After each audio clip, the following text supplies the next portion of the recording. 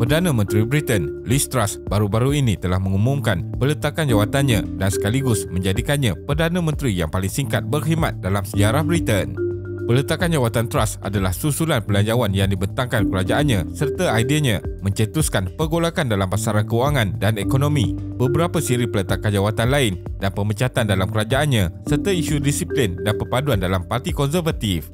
Truss meletakkan jawatannya sebagai Perdana Menteri United Kingdom hanya selepas 45 hari menyusun strategi politiknya. Jawatan itu seterusnya digantikan oleh Rishi Sunak.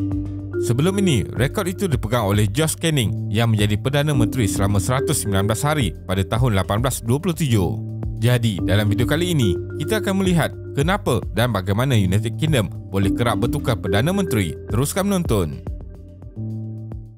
Parti Konservatif Britain telah melalui 2 peletakan jawatan Perdana Menteri sejak Disember 2019 dan menurut penganalisa, mereka nampaknya tidak boleh kekal dalam kerajaan selama 2 tahun lagi tanpa mengadakan pilihan raya umum. Di bawah Undang-Undang British, selagi parti boleh menguasai majoriti di Parlimen, ia boleh terus berkuasa sehingga 5 tahun sebelum mengadakan pilihan raya. Walaupun Parti Konservatif telah mengalami beberapa siri kekalahan dalam pilihan raya kecil baru-baru ini, mereka nampaknya masih boleh mengekalkan majoriti di Parlimen dan ini bermakna kemungkinan pilihan raya umum Britain yang akan datang akan dilakukan selewat-lewatnya pada Januari 2025. Pada 24 Oktober 2022, Rishi Sunak, bekas Menteri Kewangan Boris Johnson telah memenangi pertandingan untuk menjadi pemimpin Parti Konservatif yang seterusnya dan sekaligus menjadikannya Perdana Menteri Britain yang baru. United Kingdom kini sebenarnya sedang mengalami krisis politik yang kritikal. Dalam tahun ini sahaja, terdapat 3 orang Perdana Menteri. Pergolakan parti politik Tory menyebabkan negara ini terumbang-ambing seperti negara ketiga. Dan sistem Westminster yang diamalkan oleh negara itu yang membolehkan Perdana Menteri dilantik tanpa mandat rakyat. Perbezaan United Kingdom, Britain dan England. Kepulauan British, United Kingdom, Great Britain dan England adalah terma yang sering diguna pakai oleh masyarakat dunia untuk merujuk negara antara kuasa besar dunia itu. Terma yang diguna pakai memang mengelirukan selain sukar untuk menentukan kelompok manakah yang hendak ditujukan dengan terma tersebut. United Kingdom adalah singkatan kepada The United Kingdom of the Great Britain dan Northern Ireland. United Kingdom adalah sebuah negara berdaulat sama seperti negara-negara lain termasuk Malaysia. Secara mudahnya, United Kingdom ini merupakan sebuah negara yang merangkumi 4 buah negeri iaitu England, Scotland, Wales dan Ireland Utara. Sebelum wujudnya United Kingdom, terdapat beberapa peristiwa penting yang berlaku dan menjadi asas kepada pembentukan wilayah berdaulat ini.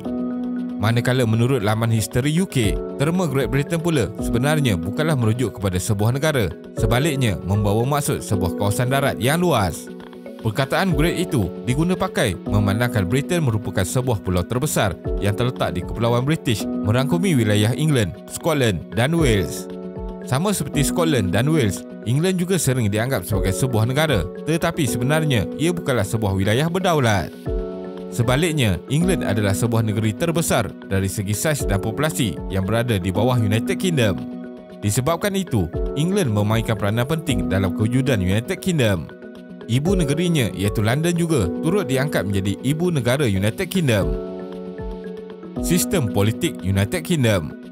Secara ringkasnya, United Kingdom ditadbir oleh sistem berparlimen yang berpusat di London dan dalam masa yang sama, ia juga merupakan sebuah negara yang mengamalkan sistem raja berperlembagaan sama seperti Malaysia.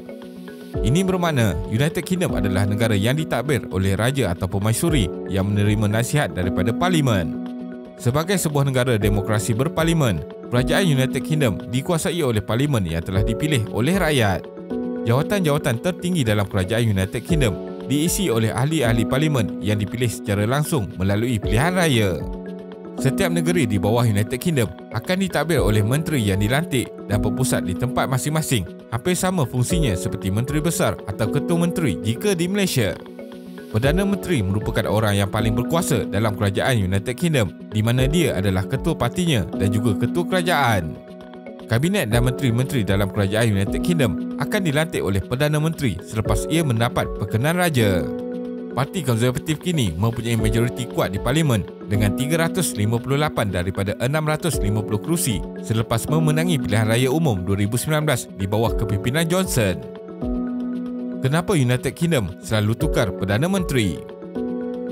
Perdana Menteri mengakui kegagalan dan meletakkan jawatan. Antara salah satu amalan yang dilakukan oleh Perdana Menteri dalam sistem politik United Kingdom ialah mengakui kegagalan kepimpinan mereka serta meletakkan jawatan. Antara Perdana Menteri yang telah mengakui kegagalan mereka dan meletakkan jawatan ialah David Cameron yang meletakkan jawatan dalam tahun 2016 setelah pengundi-pengundi United Kingdom memilih untuk meninggalkan Kesatuan Eropah EU di dalam satu referendum. Pada Manifesto Pilihan Raya Umum 2015, Parti Konservatif telah berjanji untuk mengadakan referendum tersebut. Cameron telah menyokong agar United Kingdom terus kekal di dalam EU, tetapi pengundi-pengundi telah memilih untuk meninggalkannya atau Brexit. Justru, Cameron telah meletakkan jawatan kerana gagal mempengaruhi pengundi-pengundi.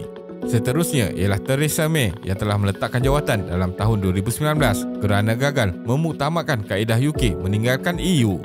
Beliau telah beberapa kali kalah undian di Parlimen dan peletakan jawatan beliau adalah agar Parlimen menyokong perjanjian Brexit. Boris Johnson pula meletakkan jawatan dalam tahun 2022 apabila satu demi satu Menteri Kabinet beliau meletakkan jawatan. Ia berikutan beberapa skandal termasuk melantik seorang individu yang beliau mengetahui mempunyai masalah moral. Majoriti rakyat melihat Johnson sebagai seorang ahli politik yang tidak jujur dan tidak berintegriti. Truss yang dilantik pada bulan September 2022 telah meletakkan jawatan pada 20 Oktober 2022. Beliau mengundurkan diri kerana gagal menguruskan ekonomi. Menteri Kewangan beliau telah membentangkan mini bajet yang mengurangkan cukai ke atas mereka berpendapatan tinggi tanpa menerangkan bagaimana kehilangan pendapatan negara ini akan ditampung. Pasaran tidak menerima dengan baik tindakan tersebut dan di antara kesannya adalah mata wang nilai pound telah merudum ke tahap paling rendah dalam sejarah. 4 contoh Perdana Menteri tersebut telah meletakkan jawatan kerana tidak mementingkan diri sendiri, di mana mereka tahu yang mereka telah menjadi bebanan kepada parti mereka, justru dengan sukarela mengundurkan diri. Sikap menteri-menteri yang bersuara jika tidak bersetuju. Antara peristiwa yang mempercepatkan peletakan jawatan Boris Johnson sebagai Perdana Menteri adalah peletakan jawatan beramai-ramai menteri kabinetnya.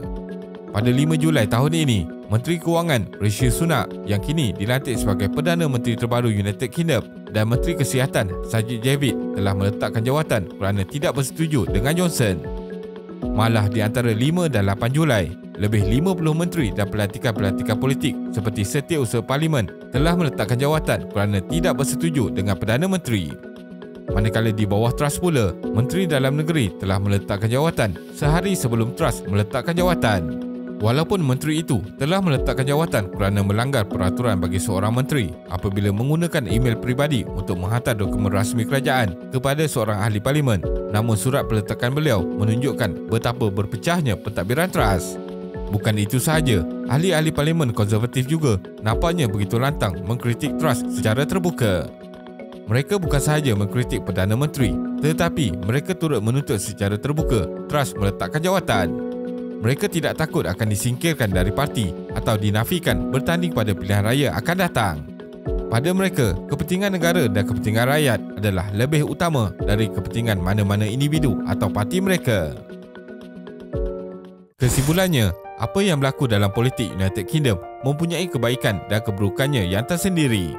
Lazimnya, United Kingdom tidaklah perlu terus menukar Perdana Menterinya dengan kerap dalam satu penggal penuh iaitu tempoh 5 tahun. Namun, apabila Perdana Menteri bertukar lebih cepat dalam satu penggal kerajaan, ia disebabkan oleh sesuatu isu besar yang menjadi faktor utama kepada kegagalan pentadbiran seseorang Perdana Menteri itu.